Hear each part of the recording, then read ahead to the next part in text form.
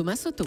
Le ministre de l'Agriculture, Stéphane Le Foll, reçoit tout à l'heure les acteurs de la crise du porc, à l'exception des plus gros industriels qui boycottent la rencontre.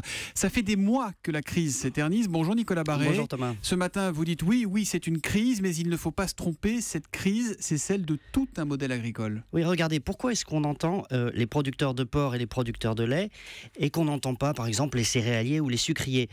En fait, au-delà des spécificités de chaque filière, il faut bien voir qu'il y a une raison de fond qui est le rapport que les uns et les autres entretiennent avec le marché mondial, avec la mondialisation. Les céréaliers et les sucriers sont, eux, branchés sur le marché mondial depuis 20 ou 30 ans. Ils sont dans le grand bain, ils sont organisés pour. Dans le porc ou dans le lait, l'adaptation n'a pas eu lieu de la même manière. Les éleveurs ne se sont pas organisés suffisamment, notamment pour la fin des quotas. Et du coup, les concurrents étrangers s'en donnent à cœur joie et c'est un peu un massacre. Et comment ça se fait? Pourquoi ces filières du porc, du lait ne se sont pas adaptées? Alors, parce que ni les syndicats professionnels, ni les politiques, il faut dire, ne les ont poussés à se poser les bonnes questions stratégiques. Si vous voulez, il y a deux stratégies possibles pour s'en sortir. Soit on vise le marché de masse où on se bat pour avoir des prix bas, soit c'est le marché premium où la qualité autorise des prix plus élevés. C'est comme dans l'automobile en fait, il y a le bas de gamme et puis le très haut de gamme. Mais on ne peut pas être au milieu. Et trop souvent, la production agricole se trouve un peu tiraillée entre les deux. Je vous donne un chiffre, un ordre de grandeur. La labellisation, c'est-à-dire la promotion de la qualité, ça concerne à peu près 20% de la production agricole en France. Et là,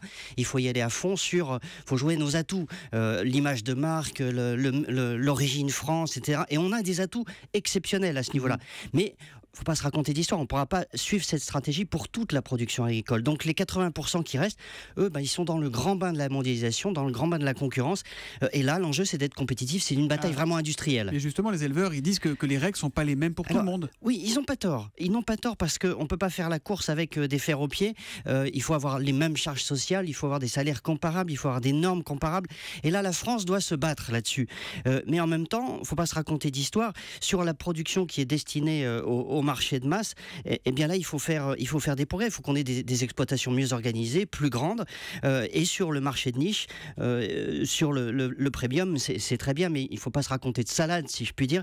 C'est pas ça qui va sauver toute l'agriculture française. Donc il faut savoir bien faire les deux, le haut de gamme et la production de masse. Et c'est un peu ça la raison de la crise actuelle qui s'éternise. L'édito économique de Nicolas Barret, directeur de la rédaction des Échos, c'est tous les matins après le journal de 8h sur Europe 1. À demain donc Nicolas. À demain.